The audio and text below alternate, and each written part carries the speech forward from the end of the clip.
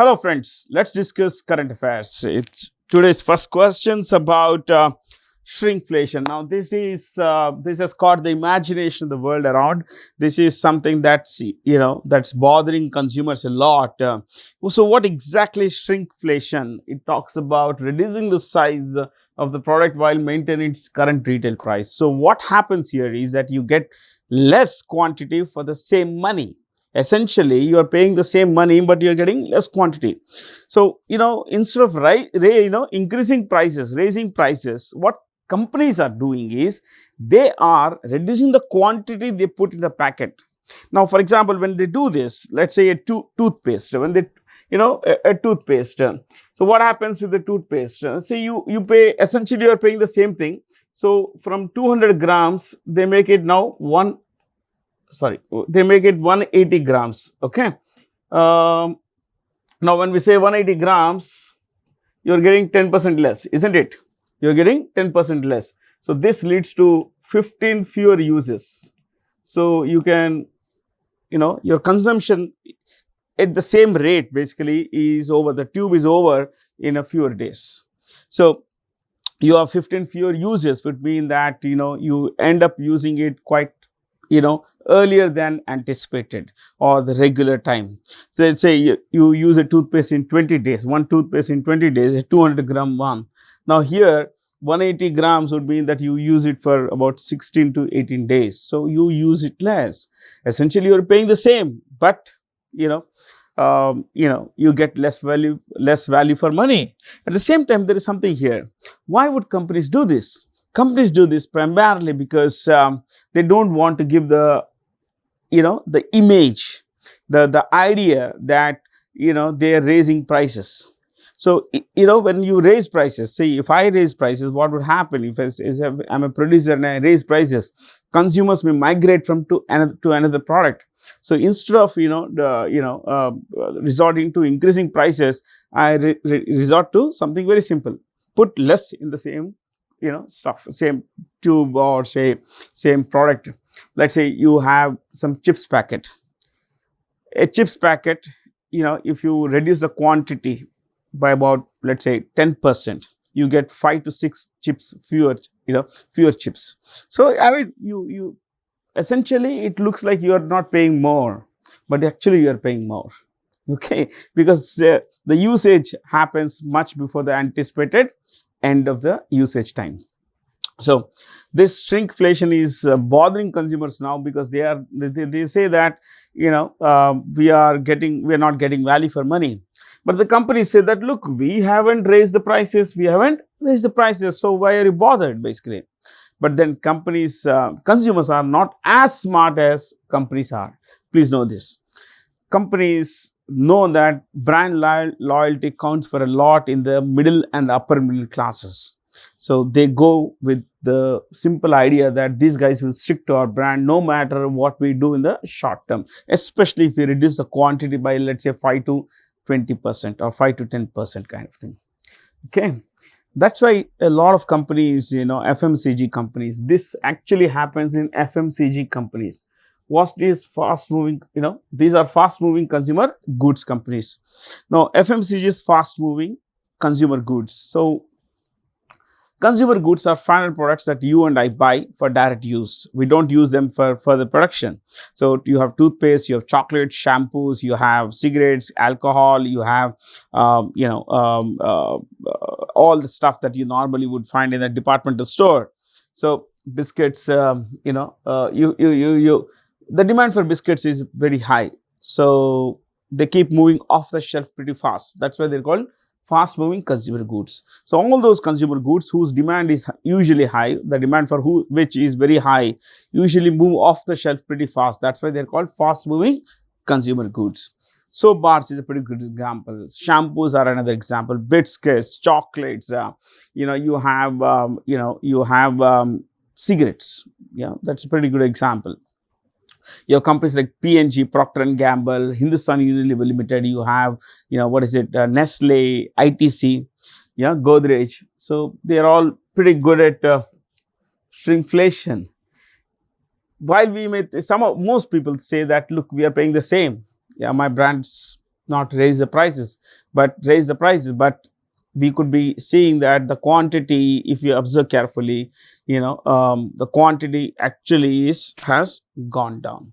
So that's shrinkflation, my friends. It's a pretty, new phenomena as far as India is concerned, but it's new because we are discussing now, but it has always been there. Okay. Now, as far as the global, this is a nice, interesting question. This is about the Global Forest Watch Monitoring Report, and it says that India has lost a considerable amount of forest cover in the forest and tree cover in the recent past. How much? Nearly 23.3 lakh million hectares of tree cover. This is million hectares of tree cover. Now, globally, it is 488 million. That is, 488 million hectares. That is 48.8 crore. Take 49 crore hectares of land. Tree cover has been lost, my friends. Now, which countries have the highest forest cover? The highest forest cover is in Russia. Okay, second is Brazil. This is the highest forest cover. 3 is Canada. These 3 countries have the highest forest cover in the world. Okay, what about India? India's forest cover, there are 2 kinds of cover we will discuss here, forest and tree cover. India's total forest cover is 24.7%, forest and tree cover. So, forest and tree cover. Of this number, okay, tree cover is 2.9%. The rest is all forest cover, 2.9%. So, the rest is forest cover. Tree cover is pretty small, just 2.9%. But if you look at the forest cover, it's quite large actually. Okay. See, to maintain ecological balance, nearly 1/3 of total land area should be forested. This is very important. But in India, we have 1/5 instead of 1/3. So we are talking of, see, if you deduct 2.9 from this, basically you get a little over 21. So nearly 20%. So nearly 1/5 of India's land is forested, but it should be ideally it should be 1/3 basically. Yeah. Now again, we looked at top three countries with forest cover. What about India? The Indian state with the highest forest cover is Madhya Pradesh. The Indian state with the highest forest cover is Madhya Pradesh. This absolute number. Now, coming to the state with, where the percentage of the land, total land is highest in, forest cover, it's Mizoram. Mizoram. 84%, what is this? 84% of Mizoram's land area is forested. Okay, 84%. Madhya Pradesh, absolute count, total count, Mizoram percentage wise is a leader in forest cover. Okay, there we go. Okay, which international institution has reappointed Kristalina Georgieva as its MD for the next 5 years? I mean, she has been reappointed. Ladies and gentlemen, Kristalina Georgieva is from a country called Bulgaria, which is in Eastern Europe. Bulgaria. Okay, she's from Bulgaria. Now, let me tell you a bit about the International Monetary Fund. If you have written this, Bulgaria, she's from Bulgaria. The International Monetary Fund was established in 1944. Okay, it's headquartered in Washington. As you know, Washington DC is the capital of the United States, District of Columbia. Then it's, Kristalina is both the CEO and the MD, Managing Director, and the first deputy MD is a person of Indian origin named Geeta Gopinath. Geeta Gopinath. She was also the former chief economist. She's also a former chief economist of the IMF. The International Monetary Fund's first deputy MD is Geeta Gopinath, and its chief economist, this is very important, is Paul Olivier Gorinchas.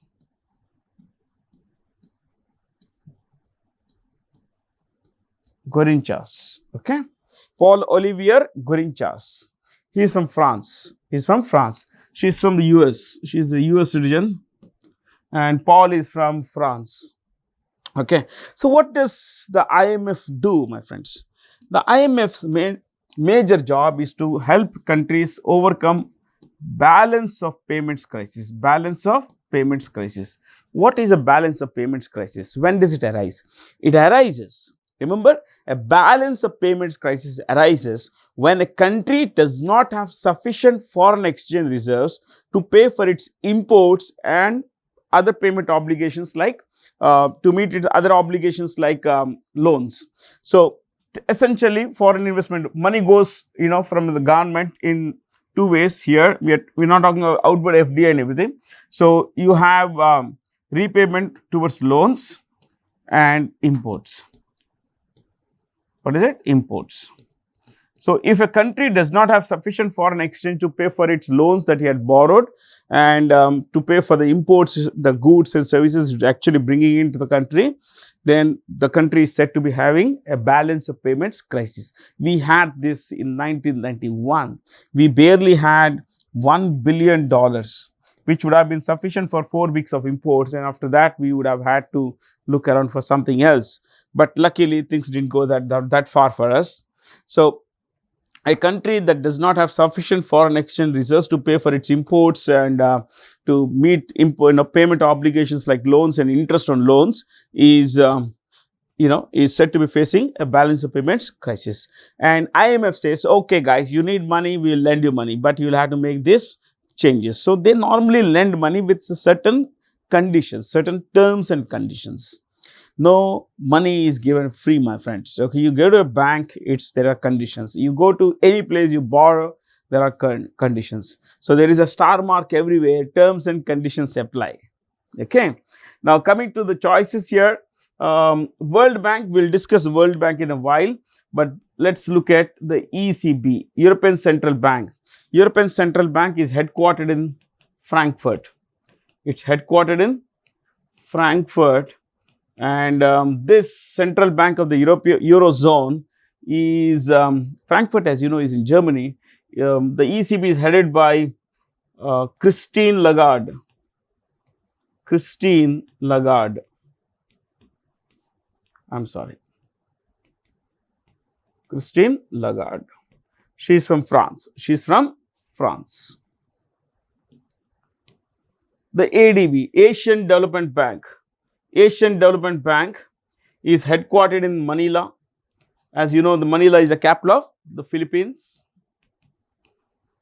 Philippines, the spelling is a bit tough to remember. For most folks, I haven't, there are double P's. Just remember this, Philippines. There are 2 P's there. It is headed by Masatsugu Asakawa. Of Japan, Masatsugu Asakawa of Japan. So that's a bit about ADB. New Development Bank. New Development Bank is head office. Sorry, let me clear this first. Its New Development Bank is a BRICS bank. It's also called the BRICS Bank. It's headquartered in Shanghai, which, as you know, is the biggest city in China, the financial capital of China, and it's headed by the former Brazilian president Dilma Rousseff. Dilma Rousseff. Okay. So she's from Brazil, as you know. I just mentioned that she's the former Brazilian president. Fair. We'll discuss the World Bank in a while, my friends. The Indian Army contingent is taking part in the 5th edition of the India-Uzbekistan joint military exercise named Dostalik. It's also the name of a city in Uzbekistan. And Uzbekistan, my friends, the capital is Tashkent. Its capital is Tashkent. And the president is a guy called Shavkat Mirziyoyev. Shavkat. Okay. Mirziyoyev. This is the president. Okay. Now, guys, I want you to remember that Uzbekistan, Kazakhstan, Kyrgyzstan, Kazakhstan, Uzbekistan, Kyrgyzstan, Tajikistan, Turkmenistan. These are all 5 Central Asian republics which were once a part of the Soviet Union. Fair. Now, Vajra Prahar and Yudh Abhyas are 2 exercises that we have with the military forces of the United States. Nomadic elephant with Mongolia. Mitra Shakti with I think with Sri Lanka. So we have a lot of these military exercises.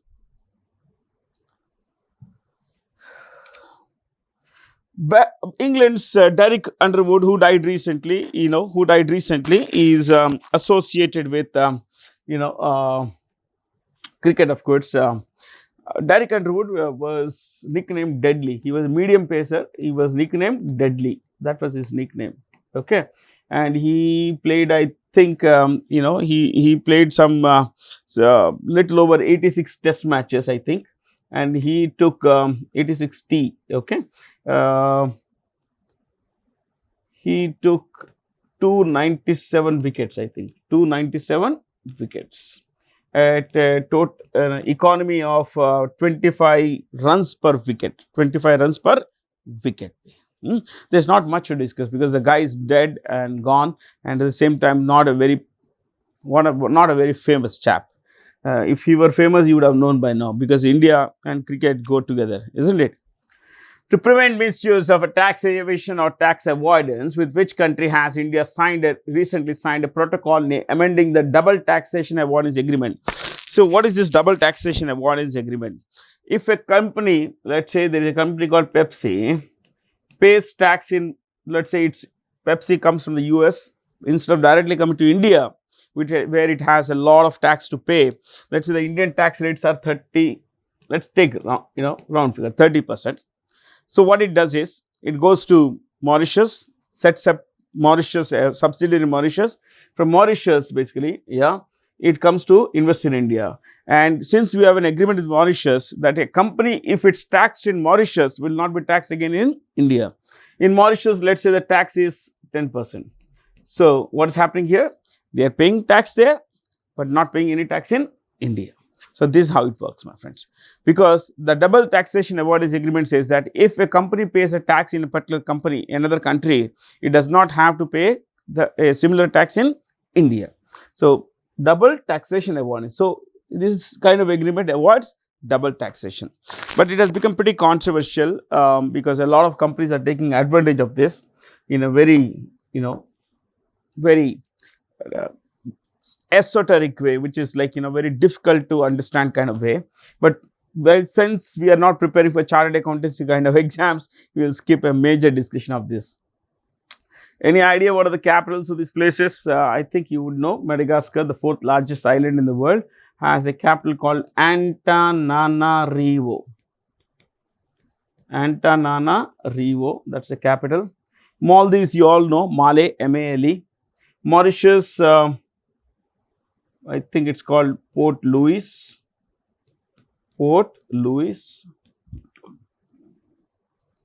Mozambique, Maputo. Mexico is Mexico City. In fact, where is Mauritius? See, Mauritius, if you look at it this way, okay, this is Madagascar here, this is Mauritius. This is where you will find Mauritius, and this is Mozambique.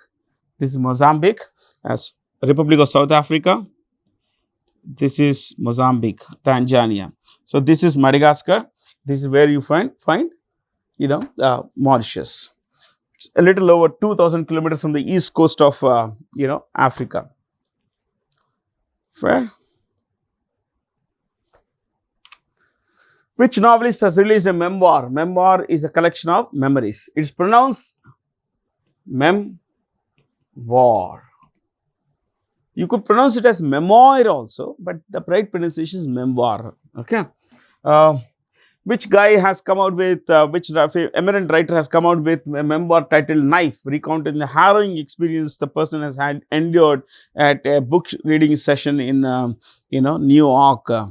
Now, the guy's name is Salman Rushdie. Salman Rushdie is a pretty controversial writer. One Iranian had come on stage and stabbed him in the eye, in his right eye. So, he lost the right eye actually. And that's why, he was stabbed with a knife. So, the name of this collection of new collection of memories is Knife. Why was he stabbed? See, in 1989, he came out with a book called The Satanic Verses. The Satanic Verses. The Satanic Verses. Satanic means devilish verses. It's a fictionalized account of a person in a particular place called, Titlipur. Brahmapur, Titlipur and all that. So, this book was later banned in India. India was the first country in the world to ban it, and none in the government had read it, of course. Then Iran found that, oh, India, democracy has banned a book. So, there must be something wrong. Why did India ban it? Because Indian government and Rajiv Gandhi had said that this ban it may provoke Muslims into violence, because it is somewhere a little irreverent, or it has insulted the religion of Islam and its prophet Muhammad. So, without getting into the religion part of it, we'll just stick to something simple. So, Iran then banned it. South Africa also banned it. Iran banned it. Now, when Iran banned it, Iran's supreme leader at that time, Ayatollah Khomeini, Khomeini, Khomeini, he issued a fatwa on the 14th of February 1989. He said that Salman Rushdie shall be killed for having insulted Islam and its prophet. Got it? So, ever since then, he had been hiding. Only the last 3 years, last 5-6 years, he has come out of hiding, and unfortunately, an Iranian, fundamentalist stabbed him in the eye. So, that's a bit about Salman Rushdie.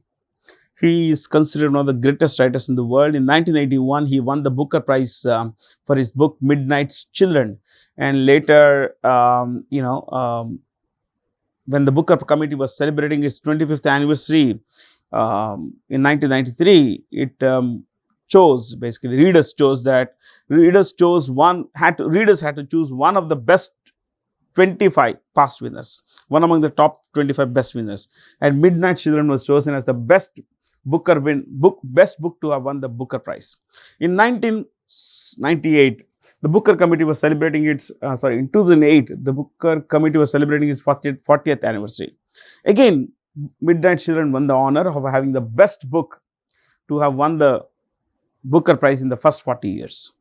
It's a terrific book, but, the man is pretty controversial. Vikram Seth is author of many books, a great book, I would say, A Suitable Boy. A Suitable Boy. Raja Rao, my favorite writer, is the author of books like Kantapura. And he's author of the greatest book, probably the greatest book written by an Indian, The Serpent and the Rope. The Serpent and the Rope. It's a highly philosophical novel. So, you may not really find it interesting, but if you are the kind of guy who understands the stuff, The Serpent and the Rope by Raja Rao.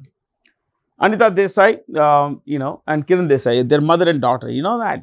Anita Desai is author of many books. Her most famous book is In Custody, which was also made into a film, In Custody. Kiran Desai won the Booker Prize for her book, The Inheritance of Loss. The Inheritance of Loss. Her mother, Anita Desai, had been nominated for the Booker thrice, but never won it. The daughter won it. Okay. For the book, Inheritance of Loss. It's a very good book. Very, very good book. Anita Desai is a bit boring kind of writer. Not everyone would like that kind of writing. But anyway, which global institution in its world economic outlook has raised India's GDP growth for projection to 6.8% for the current financial year. The financial year that will end on 31st March 2025. It says, 6.8%. The RBI says 7%. They are saying it going to be about 6.8%. Now, the number has been raised for all practical purposes. The number has been raised. Now, why the number has been raised? Because of the Indian economic growth story. It's actually going up. Okay, the economy is expanding. At the same time, what you need to understand is that most of this spending actually is coming from both private sector and public sector capital expenditure. So, there are a lot of private sector, companies are investing in businesses to expand their facilities. As far as public sector is concerned, yes, the government is spending in building infrastructure like roads, airports and all that stuff. Okay. So, we discussed World Economic Forum in the previous session. World Bank, we said we will discuss, we discussed ADB a while ago, and the World Trade Organization we discussed in the last class. So, let's look at the World Bank. The World Bank was created like the IMF. It was also created in 1944 and it's also headquartered in Washington DC. Remember, Washington is home to two world bodies. One is the World Bank, the other is the International Monetary Fund. W for World Bank, W for Washington, and wherever there is World Bank, there is IMF. That's the way to remember. Okay, it's headed by President Ajay Pal Singh Banga. Let's call him Ajay Banga. Ajay Banga. He is the president. The CFO and MD is a former SBI executive named Anshula Kant. Anshula Kant. Anshula Kant.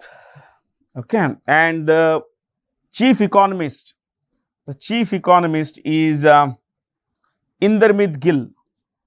Indermit Gill. So, all of them are of Indian origin. Indermit Gill, chief economist, president, CFO. Fair?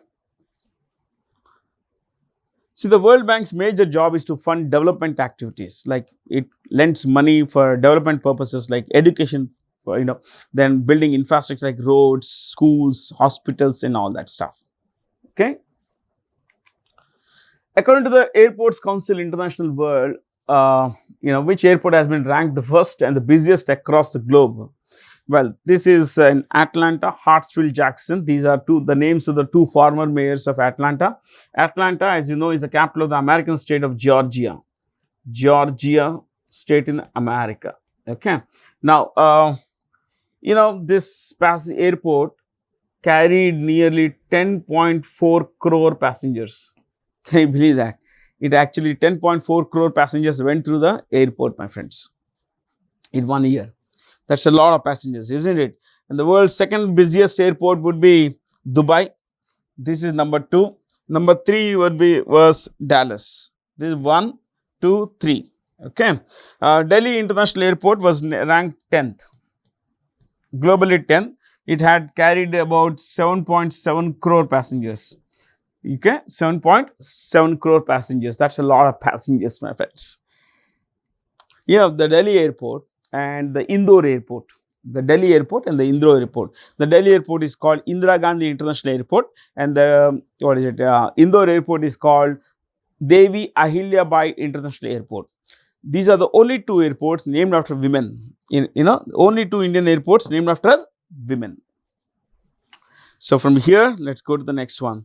Okay, we just mentioned Indira Gandhi International Airport has been ranked the 10th busiest in the world. Okay, which institutions will mark the 80th anniversary of the Bretton Woods conference? The IMF and the World Bank. See, in 1944, a conference was held at a place called Bretton Woods, which is a small village in the American state of New Hampshire.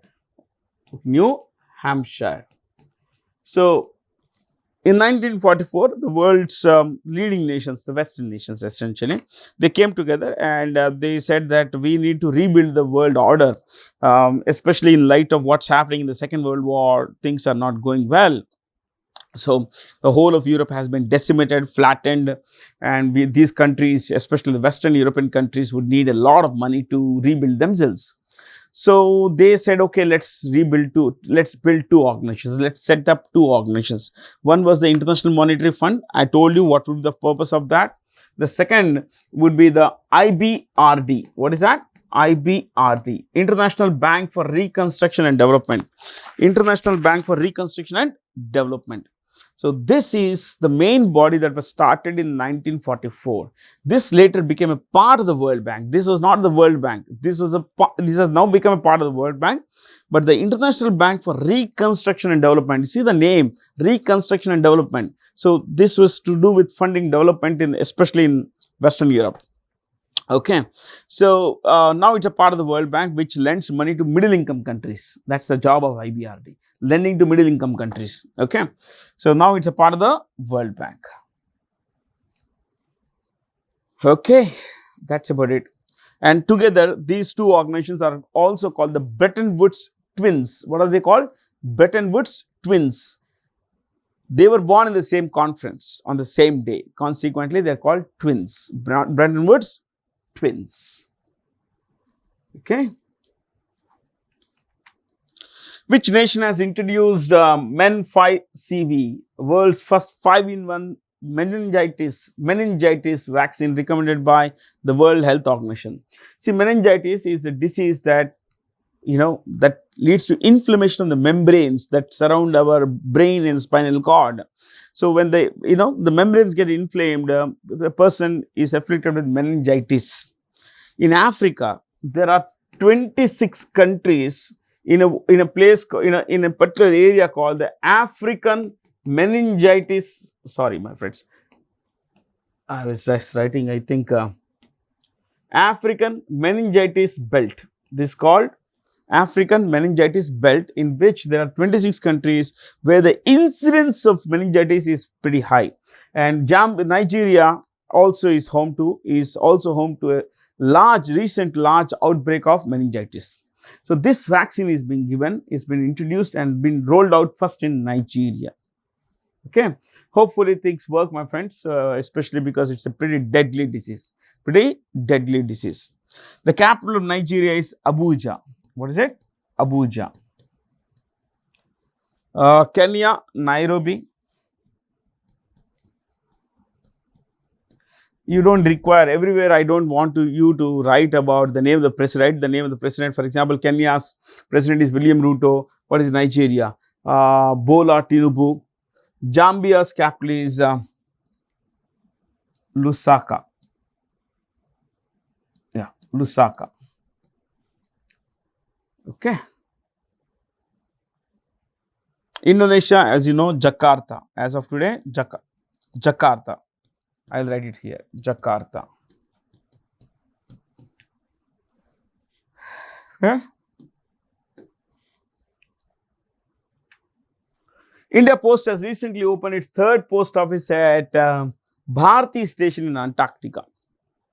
Antarctica is the only continent where humans do not live. I mean, it's not permanently populated. It's permanently populated only by, not regular folks, but by scientists, researchers. And India has two major bases there. India's today is, Bharti and Maitri. There are two bases India has, research stations India has in Antarctica. Now, the first research station India had first was Dakshin Gangotri. What is it? Dakshin Gangotri. This was India's first research station in the Antarctica. Now, it's basically a supply base for these two research organizations. That's it. Okay. So,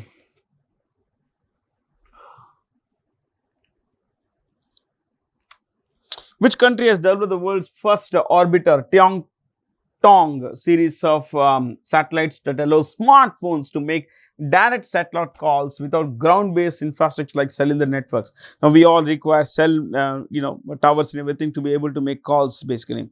Now, the Chinese guys have come out with, a new Tiong. Basically, what is Tiong? It's China's first, please remember this, first mobile satellite system. It's exclusively dedicated to telecommunications. Okay, mobile phones. So, China's first mobile satellite system is called Tiantong, and they basically had come up with this particular thing.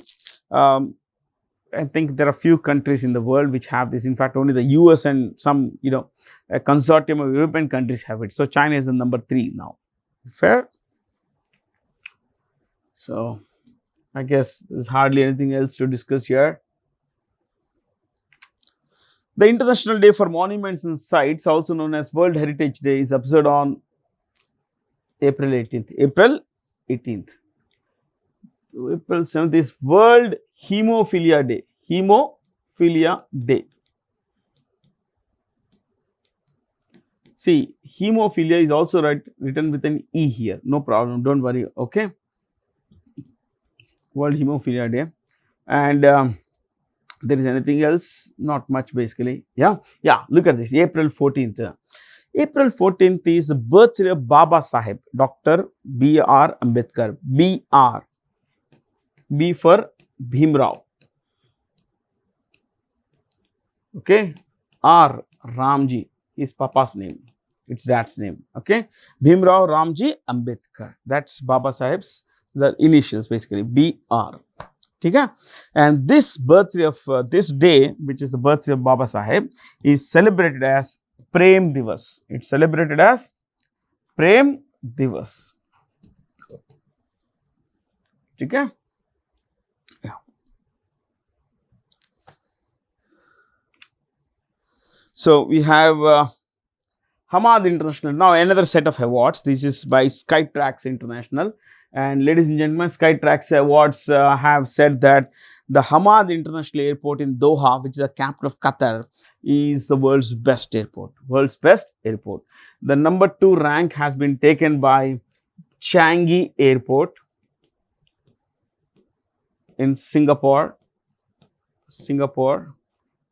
3 is the airport called Seoul Incheon Airport. Seoul Incheon Airport in South Korea. Okay. So, I guess that's about it. There is hardly anything else to discuss for us in this case. You know, this is the capital of Abu Dhabi, is the capital of United Arab Emirates. This is the capital of United Arab Emirates. Okay, let's clear this first. Who are the following? By the way, in these awards, the best airport in South Asia is Indira Gandhi International Airport. Indira Gandhi International Airport.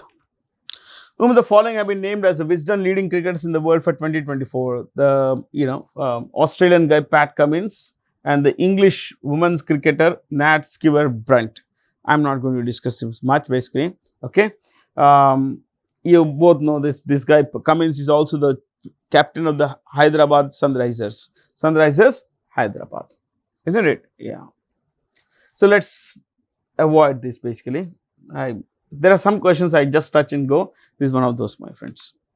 Who will be honored with the third prestigious third Lata Dinanath Mangeshkar Award for his remarkable dedication to the nation? Amitabh Bachchan. He is just the third awardee. Okay. This is given by the Mangeshkar Foundation basically, which is more or less the family, foundation of the Mangeshkars, Lata Mangeshkar, Asha Bhosle, Hridaynath Mangeshkar, their brother. Okay. So I guess Amitabh Bachchan, as you know, Amitabh Bachchan's also called the angry young man. Of course, he's no longer angry young, but angry young man. The image came from his movies in the 1970s and 80s, where he portrayed the frustrated, angry young man in India, who frustrated because he didn't have a job, frustrated the system was so corrupt, where there was a great deal of scarcity of basic essentials like, kerosene, employment and food also. Okay.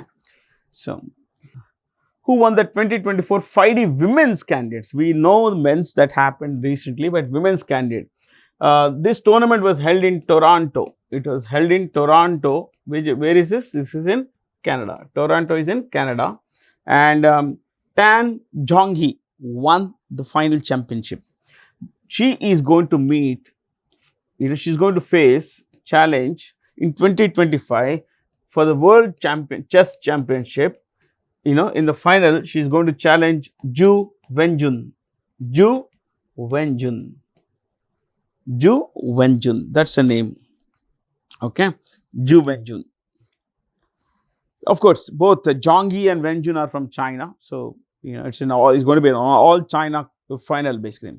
In this event, in this particular event, Hampi was number 2, Tingji was number 3, and Vaishali was number 4. In fact, Hampi, Vaishali, Tingji all had the same number of points, but there were certain other criteria that were used basically. Okay, which has become officially the 38th country to sign NASA's Artemis Accords. So NASA is the National Aeronautics and Space Administration. National Aeronautics and Space Administration. It has its program, this program called Artemis, which is a moon exploration program. What is it? Moon exploration program. The goal of this program is to set up a permanent base on the moon. Permanent base on the moon. That's a goal, my friends. Permanent base on the moon. India is also a member of the Artemis Accords. India is also a member. Norway, capital is Oslo. Hey, this is, the Nobel Prizes are given in Sweden, but there is one prize that is given in Oslo. That's the Nobel Peace Prize. The Nobel Peace Prize is always given in the Norwegian capital, Oslo. Russia, Sweden's, the capital is Stockholm. Finland's capital is Helsinki. Its capital is Helsinki. Which company has built the world's largest neuromorphic system codenamed HalaPoint to support research for future brain-inspired artificial intelligence? Now, AI is all the rage. It's, some say it's dangerous, some say it's good, some say it's going to destroy humankind, some say it's going to, make the humankind live a better life, live better lives. It's come up with, by Intel. This is Project Hala is made by Intel Corporation. Intel Corporation, ladies and gentlemen, is the name comes from INT, where INT is integrated, EL is electronics. Integrated electronics is Intel Corporation. Okay, integrated electronics. It was started by two persons. There was a third guy, but not so famous, and we will just discount that guy. The two guys are Gordon Moore, Gordon, Gordon Moore, Moore, Gordon Moore, and Robert Noyce, Noyce. Robert Noyce, let me repeat, Robert Noyce, Noyce, and Gordon Moore. In fact, there is a telecommunications law called Moore's Law. Find out what is it. Now, these two guys started Intel Corporation. They initially named it NM Electronics, but later it came to be called Intel Electronics, which is integrated electronics. Samsung Electronics is one of the world's largest chip makers. It's a South Korean company. It's a part of the Samsung group, and its chairperson is named Lee Jae-yong. You could write this Lee, L-E-E, Lee, J-A-E, hyphen Yong, Y-O-N-G, Lee Jae-yong. NVIDIA Corporation is headed by, NVIDIA is the world's #1 artificial intelligence chip maker. It's a deep player, dominant player in the artificial intelligence chip industry. It's headed by Huang Jensen, H-U-A-N-G, Huang Jensen, J-E-N-S-E-N. He is also a co-founder. Huang Jensen. We'll skip the last 4 and 5. Taiwan Semiconductor Manufacturing Company. Probably 50% of the world's chips are made by this company. Okay, and Qualcomm is the owner of the CDMA technology. CDMA is Code Division Multiple Access Technology. They hold the patent for it. Snapdragon, you have heard of the processors. They are made by Qualcomm. Qualcomm is an American company. Okay,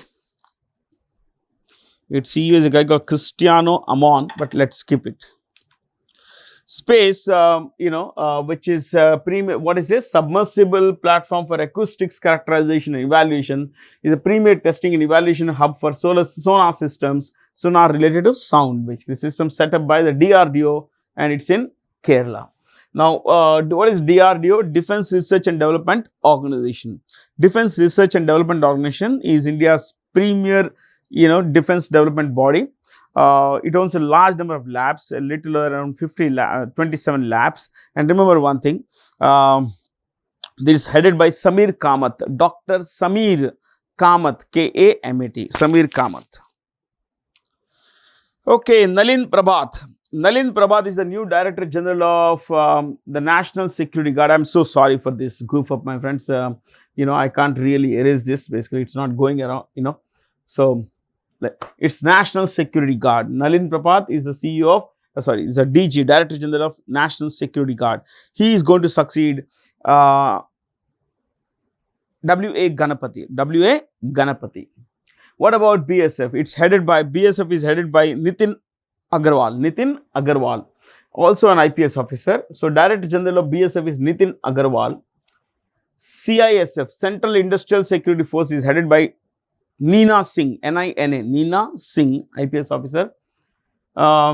Central Reserve Police Force, CRPF, is headed by another lady IPS officer, Rimjim Singh, Rimjim, R-I-M-J-H-I-M, Rimjim Singh. Indo-Tibetan Border Police is headed by Rahul Rasgotra, Rahul Rasgotra, R-A-S-G-O-T-R-A. India's new Chief of Defence Staff, India's new Chief of Naval Staff is Admiral Dinesh Kumar Tripathi. Admiral Dinesh Kumar Tripathi. Whenever you read the names of the defence chiefs, always have a defence personnel, always have their title before their name.